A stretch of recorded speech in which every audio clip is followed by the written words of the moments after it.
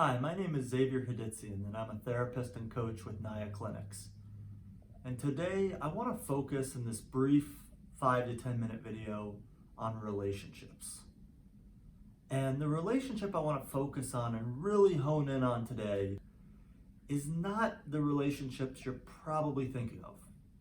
I do a lot of work with couples and families, healing those relationships, strengthening, growing those relationships between spouses or between parents and children or siblings, entire families. And while I find that work very, very important, the relationship I want to focus on today precedes any of that work. And this is the relationship with oneself. What do I mean by that? The relationship with oneself. Well, there's a great book and a famous quote by a guy named Jon Kabat-Zinn who really brought mindfulness, that key word, that buzzword in our culture, mindfulness, to the West. And Jon Kabat-Zinn's book was entitled, Wherever You Go, There You Are. Wherever you go, there you are. And I think he might have stolen that from Confucius. I really just love this quote to start this conversation about transforming the relationship with yourself. So wherever you go, there you are implies that you can't escape your own experience. You can try to change jobs, move cities, move away from your family, find a new relationship, though you'll intuitively always be with yourself. I want to bring you into what does it really mean to do this inner work, this inner transformation.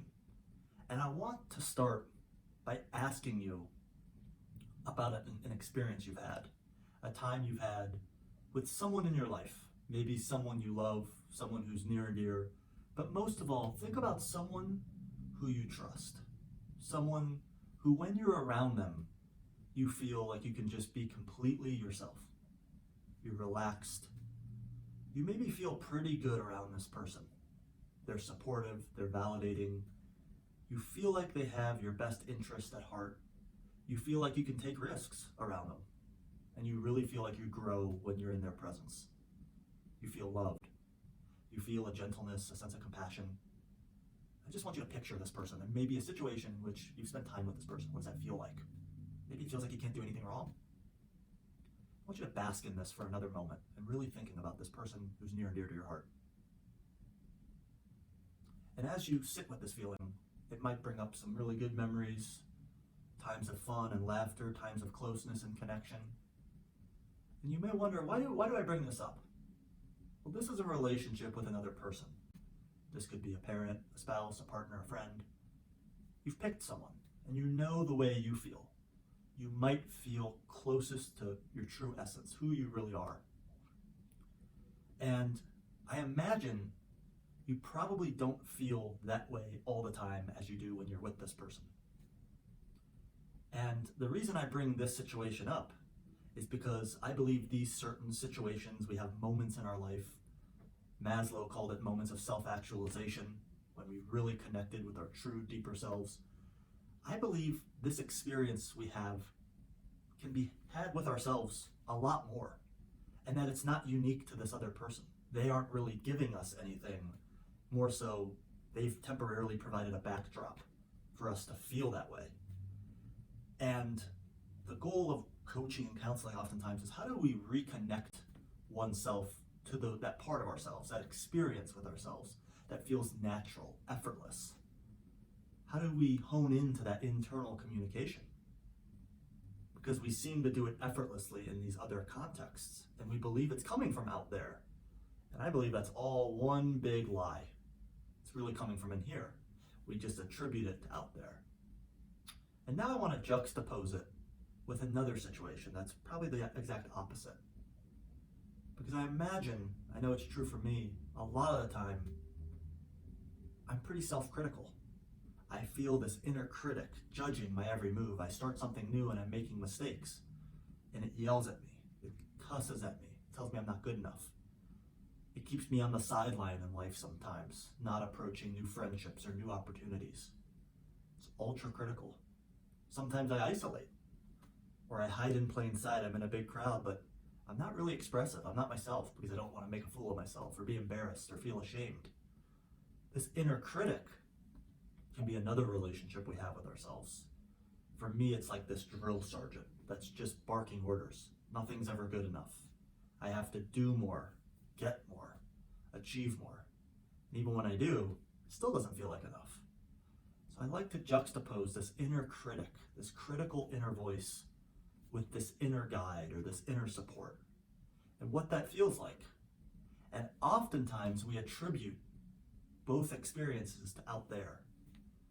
Oh, the inner critic showed up because I'm at work, or I'm in this other environment, or the inner guide or the inner support was there because this other person was here with me.